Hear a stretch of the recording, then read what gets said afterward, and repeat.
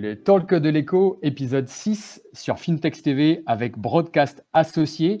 J'ai le plaisir de retrouver Mathieu Muchery. Mathieu qui est chef économiste d'une grande institution financière.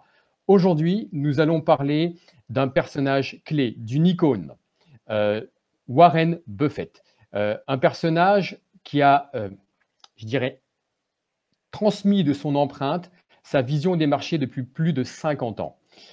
Au-delà du personnage, c'est ce que nous allons décrypter aujourd'hui avec Mathieu sur son discours. Nous allons revenir sur ce fameux discours du samedi 2 mai précédent, sur sa vision aujourd'hui du futur, sa vision du marché. Sans plus attendre, pour rentrer dans le vif du sujet, pour aller directement de l'essentiel au bonus, je te passe la parole, Mathieu, sur Warren Buffett. Est-ce qu'on peut revenir sur le personnage, sur ses track records? Bon, eh bien, écoutez, bonjour.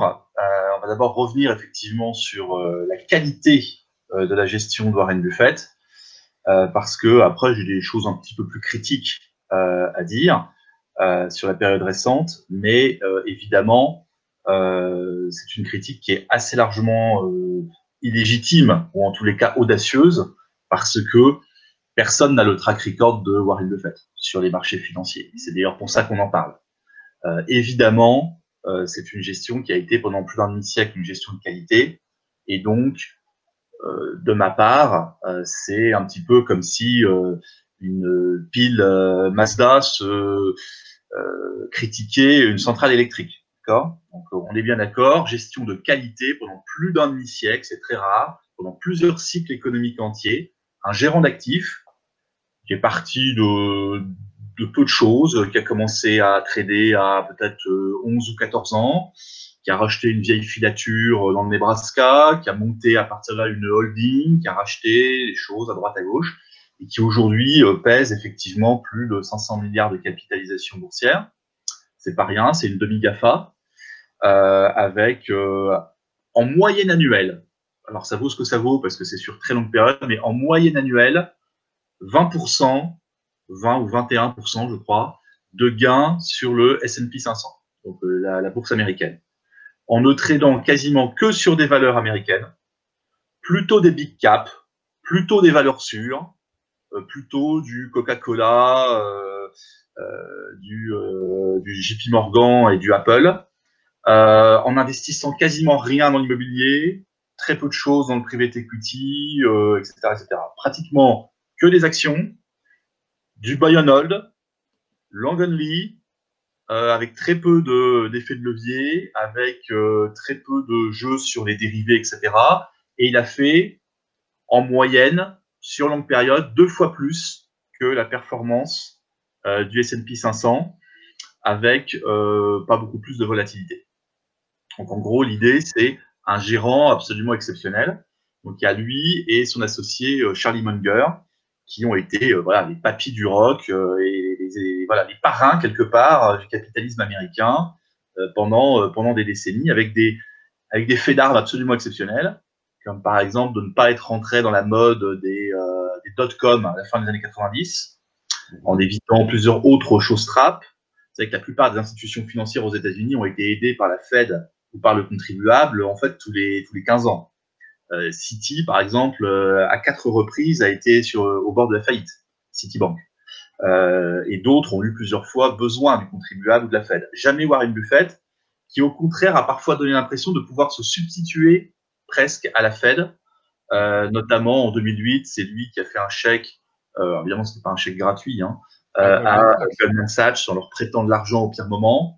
Il a joué quelque part le rôle que jouait quasiment John Pierpont Morgan dans sa librairie en 1907, lorsqu'il réunissait les banquiers et que quelque part il jouait le rôle de facto d'une banque centrale. Donc un très très beau track record, et en plus de ça avec une personnalité attachante, c'est-à-dire un investisseur de très long terme, quelqu'un qui arrive dans les boîtes mais qui ne les vend pas ensuite pendant 30 ans, 40 ans, avec des formules savoureuses, comme par exemple notre période de détention préférée chez Berkshire, c'est l'infini. Donc quelqu'un qui achète, qui ensuite ne vend jamais. Et donc des formules très très très fortes qui ont marqué toute l'histoire de la gestion d'actifs des 50 dernières années, avec cette fameuse idée qu'il faut être avide, il faut être agressif quand les gens ont peur, et qu'au contraire, il faut avoir peur quand les gens sont optimistes. Sur son discours, effectivement, du samedi 2 mai, Warren Buffett a-t-il honoré sa réputation quand on a une telle empreinte en fait sur les marchés, sur la lecture, la vision transversale du jeu, sur la psychologie des marchés sur lesquels on peut influer. Est-ce que ce discours donc, du 2 mai dernier, est-ce qu'il est à la hauteur du personnage? Et deuxième question, est-ce que Warren Buffett est toujours dans la place dans ce monde d'après? Alors, avant cette crise de coronavirus et avant donc ce congrès annuel à Omaha, Nebraska, qui est un petit peu la Mecque chaque année du capitalisme populaire, enfin pas si populaire que ça, puisque une action Berkshire Hathaway, ça vaut très très cher, hein, et donc c'est pas si facile que ça d'être actionnaire, mais étant donné qu'elle a été multipliée, je ne sais plus, par 500 ou 1000 ces 40 dernières années, mais avant cela, il y avait déjà des signes de dégradation. Le premier signe de dégradation, c'est en gros sur toute la décennie 2010, on voit que Warren Buffett, fidèle à sa légende et à sa pratique, évite toutes les technologies. Il investit dans Apple, oui, mais à partir de 2011, quand Apple commence à ressembler à un notaire avec une Volvo Break et 4 enfants, donc quand ça commence à ressembler un peu trop à une vache à lait, là, il y va. C'est maintenant sa première position, Apple. Ça a détrôné des boîtes comme Coca-Cola ou Wells Fargo, sur lesquelles il était traditionnellement très investi, ou Visa, ou ce genre de boîtes. Mais il y va finalement assez tard. Et il n'a jamais mis 1 euro, excusez-moi, 1 dollar, toujours sur les valeurs américaines, dans Google, dans Amazon, etc., etc. Lui-même a reconnu qu'il aurait peut-être dû mettre de l'argent dans Microsoft, mais bon, c'était compliqué. Il est très copain avec Bill Gates. Il a mis sa fortune personnelle dans la fondation de Bill Gates. Bill Gates a fini par être dans son conseil d'administration. Bref, il a considéré que c'était pas, il pouvait pas mettre de l'argent pour des raisons de conflit d'intérêt dans Microsoft, qui est une boîte qui ressemble bien à une boîte à la Buffett, c'est-à-dire des profils de revenus très réguliers, avec une très forte visibilité de long terme, une position concurrentielle forte, etc. Au final, il a quand même raté l'essentiel des GAFAM et des Next GAFAM pendant une décennie. Je pense à Netflix, je pense à Tesla, dont on reparlera, je pense à toutes les boîtes un petit peu innovantes. Ce qui est quand même un petit peu gênant par rapport à ce cycle économique qui n'a pas été un cycle dominé par les boîtes à la Warren Buffett, c'est-à-dire des bancaires, quoi, finalement. Vous avez aujourd'hui plus de 50% du portefeuille de Berkshire qui est composé de bancaires. Donc, vous avez toujours un pôle composé de boîtes qui sont détenues à 100% par Berkshire Hathaway, donc Duracell, Lubrizol, enfin, on ne va pas faire la liste, elle est extrêmement longue, avec des très très bonnes boîtes comme Burlington Northern Santa Fe, c'est des gens qui font du transport de marchandises par train aux États-Unis. Des boîtes où il dispose de 10, 15, 20%, donc de nombreuses bancaires, hein, pour dire les choses, quelques boîtes industrielles, mais déjà on sentait une dégradation. Un portefeuille qui devient plus financier, plus conservateur, plus japonisant, si vous me permettez cette expression, et puis, donc pas assez de technologique, probablement, pas assez de turnover, et puis quelques ratés. Il a commencé son intervention dans sa réunion annuelle en disant, écoutez, sur le très long terme, l'Amérique, c'est fabuleux. Et ça, effectivement, depuis 1776, c'est une très belle success story économique et financière, l'Amérique. Il a commencé à dresser un panorama sur 2 siècles des gains économiques et financiers de l'Amérique, en disant qu'il ne faut jamais vraiment parier contre l'Amérique. C'est toujours négatif à moyen long terme. Bon, quelque part, en ce moment, évidemment, en n'investissant pas son cash disponible au pire moment, et en creux, il joue un petit peu contre l'Amérique. Bon, passons. Et ensuite, il nous a dit, finalement, moi, je vais servir de Fort Knox. Il a utilisé cette expression. Moi, je suis là aussi pour conserver la valeur, et donc je ne suis pas là pour m'aventurer dans des temps incertains. Et donc, je conserve la valeur comme Fort Knox. Et là, il y a un problème, parce qu'on n'attend pas du plus grand gérant du XXe siècle, on n'attend pas un comportement de Fort Knox. Si on a besoin d'un Fort Knox, il y a plein de stratégies. On peut acheter de l'assurance vie. Il y a 36 façons de conserver la valeur. On attend de quelqu'un comme Warren Buffett qui nous fasse, sinon les 20% par an annuel moyen de la performance historique, au moins 8 ou 10%, si vous voulez.